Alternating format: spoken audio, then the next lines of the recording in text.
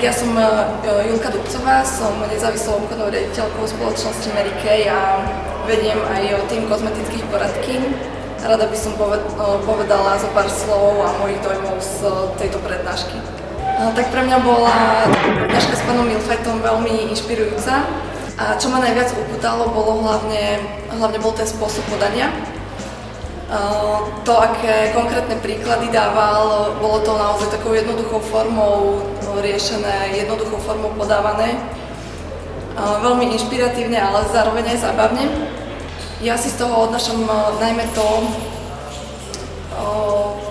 prácu s talentmi ľudí, aj s ktorými ja robím. A určité veci určite chcem už od dnešného dňa aplikovať do praxe, čo je podľa mňa takou najväčšou výhodou. Keď si to porovnám s rôznymi seminármi, ktoré som už absolvovala, tak mám konkrétne tipy, ktoré by som už rada zaviedla aj pri práci s ľuďmi, s ich talentmi, ako ich posúvať ďalej a ako aj sama seba posunúť zase o kúsok vyššie.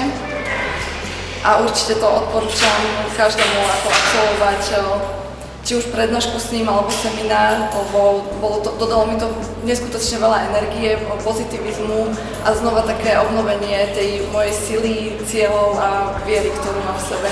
A hlavne toho aj, na čom chcem popracovať do budúcna, takže teším sa už na ďalšiu akciu s ním, ktorú absolvujem.